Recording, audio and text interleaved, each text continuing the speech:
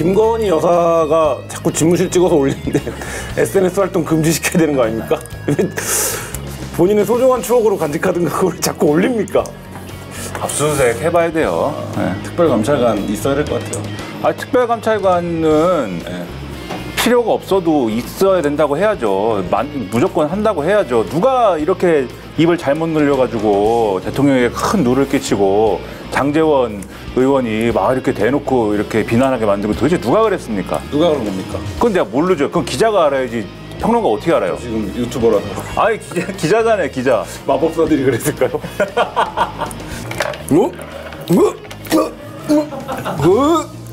득표를 확 끄는데요. 네.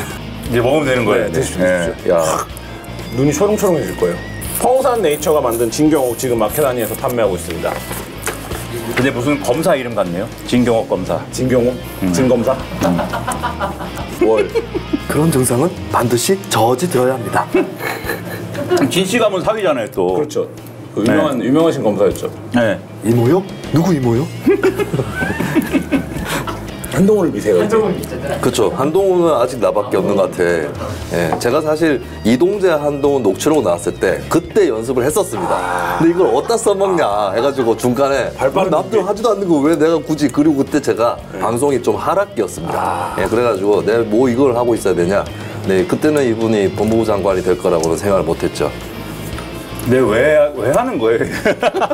뭐요? 김민하 평론가 민주당의 대패를 지금 예언하고 있는 상황입니다. 뭐 거의 뭐 존립 기반이 사라지는 호남당으로 전락하는 상황을 예언하고 있는데, 자, 그럼 어떻게 되는 겁니까? 김민하 평론가는 이제 민주당 지지층에게 대패질을 당하게 생겼습니다. 아니 지난 몇 주간 좋은 결과 많이 얘기해줬어요. 그건 지난 일이고요. 네, 난 11대 7도 나는 지방선거 13대 4로 보고 계시는 김민하 평론가, 전국 어떻게 되는 겁니까? 다른 방송 가서도 11대 7이라고 막 얘기하고 그랬어요. 어쨌든 전국 어떻게 됩니까? 민주당이 대패. 11대 7은 안 돼. 그럼 이렇게 예언하죠. 그러니까 민주당이 대패할 경우의 전국 전망. 그다음에 여기는 민주당이 석패했을 때의 전국 전망으로 가보죠. 이겼을 경우는 없는 겁니까?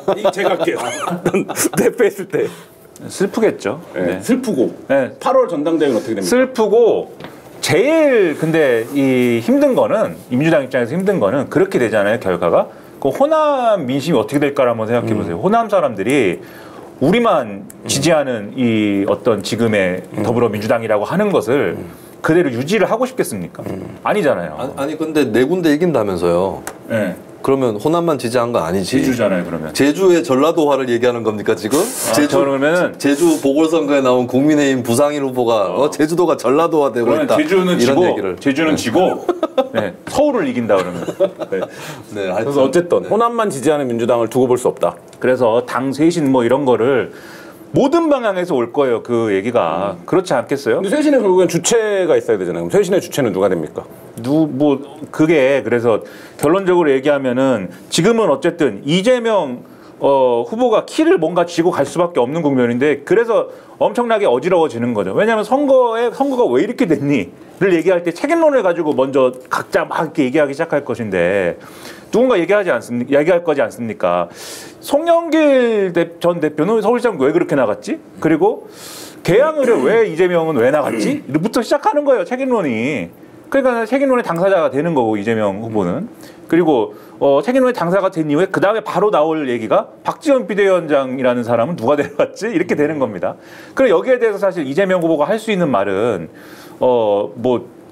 제가 다 잘못했고 뭐 다음에 봅시다 하고 뭐 잠행을 해버리는 것도 뭐 대응 방법 중에 하나겠지만, 만약에 부딪힌다고 하면은 근데 내 생각엔 박지원 위원장 말도 맞는데? 라고 하면서 대선 지나고 나서 쇄신해야 되고 586 용태론 얘기한 것도 우리가 지켰어야 되고 뭔가 변화하는 모습 보여줘야 됐는데 그 모습 보여주지 못한 사람들 누굴까라고 하면서 그 얘기로 이제 쇄신론으로 부딪혀야 되는데, 그러면 지금 이제 김민하 평론가 예상은 이재명 대 박지원으로 상징되는 어쨌든 실권을 가진 이재명과 쇄신의 그림을 가지고 있는 박지원이 한편, 그리고 지금까지 당 운영에 책임이 있었던 뭐 중진급 586 그룹들 물러나라, 이렇게 싸움으로 전당대회가 치러진다. 그럴 가능성도 있는데 네. 모르죠. 왜냐하면은 지금 좀 이미 준비를 하고 나온다고 예고하는 분들이 있잖아요. 근데 그분들도 굳이 얘기를 하면은 이재명 후보하고의 뭐 그동안의 색깔은 약간 뭐 당내에서는 대척점에 있는 듯이 여겨졌던 것이고, 그리고 그분들도 뭐 혁신 얘기하고 팬덤 정치 얘기하고 86 얘기하면 사실 그분들 다 해당되는 거잖아요. 그러니까 전선을 굳이 긁려고 그러면은 그렇게밖에 전선은 안 그어진다는 거예요, 제 얘기는.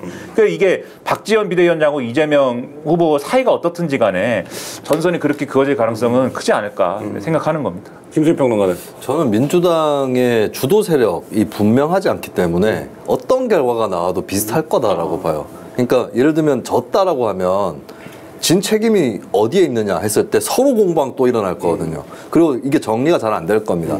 그리고 이겼다 했을 때 누구 때문에 이겼냐 했을 때 서로 자기가 잘해서 이겼다고 할 거거든요. 그리고 그렇게 얘기를 해도 딱히 반박이 되지 않는 상황으로 갈 거기 때문에 그대로 세력 구도도 그대로 갈 거다라고 하는 건데, 묘한 거는 그러면 이재명 후보에게 대적할 수 있는 대항마가 있느냐, 그건 또 잘 안 보여요.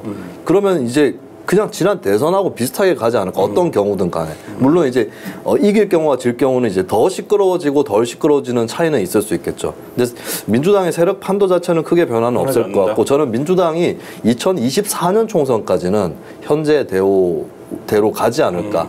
약간 뭐 이렇게 혼란스럽고 좀 당내 주도 세력이 누군지 그렇죠. 불분명한 상태로 간다. 그 총선 결과로 국민의 어떤 판단까지 다 거쳐서 살아남는 사람 누구고 이제 떨어지는 사람 누군지 그때까지 가봐야 2024년 총선이 지나야 좀 판가름이 나지 170 않을까 몇 석에서 2024년 총선을 치러서 네. 거기서 생존하는 사람들 중심으로 해서 재편이 이루어질 때까지는 지금 구도가 네. 그냥 유지된다. 벌써 수싸움은 시작됐어요. 네. 8월 당대표 누가 됩니까? 네? 8월 당대표 누가 됩니까? 누가 나오는데요? 아까 뭐 누구 있다면서요? 뭐 있다고는 하는데 뭐 지방선거 이재명이 끝나 됩니까? 봐요. 예? 이재명이 됩니까? 본인이 나올지 안 나올지도 모르는데 뭐 어떻게 압니까, 누가 되는지. 근데 벌써 수싸움은 시작됐습니다. 우상호 의원이 바로 얘기하잖아요. 7개 못하면은 비대위를 해체한다고 얘기를 하잖아요. 네. 네, 벌써 시작이 된 겁니다. 시작됐다. 네. 비대위를 해체하면 그 다음에 어떻게 하는 거죠? 조기 전당대회를 하는 건가? 그렇죠. 그 조기 뭐 준비위원회로 바꾸게 전환하겠죠. 또 준비위원장을 이재명계가 하느냐 안 하느냐 또 이거 또 뭐 박홍근 원내대표가 할 가능성이 높죠. 네, 그대로 원내대표가 대행하는 걸로 갈 수도 가겠죠. 있겠고. 네, 그럴 수도 있고. 그것도 근데 웃기잖아요, 좀. 왜냐면은 윤호중 원내대표가 비대위원장을 하면서 조기 원내대표 선거를 한 것이고, 그래서 박홍근 원내대표가 탄생한 것인데, 윤호중 비대위원장이 비대위원장 그만두고 원내대표가 비대위원장을 겸직하든지 뭐 이런 식으로 한다. 원내대표 선거 또 하는 거죠. 아니죠, 그냥 겸직하고 가야지. 그걸 어떻게 또 합니까, 원내대표 선거를? 자, 그러면 민주당은 어쨌든 지금 두 분이 얘기한 거가 이제 맥이 닿는 부분이 있고, 네. 국민의힘은 어떻게 됩니까? 이준석. 저희가 오늘 소개해드릴 상품은 평산네이처가 만든 진경옥입니다. 정치 팟캐스트 부흥기 시절, 이게 언제예요? 한 10년 전인가? 네, 최초의 상업 광고였던 평산네이처 아로나 진으로 익숙한 평산네이처에서 나온 상품인데요.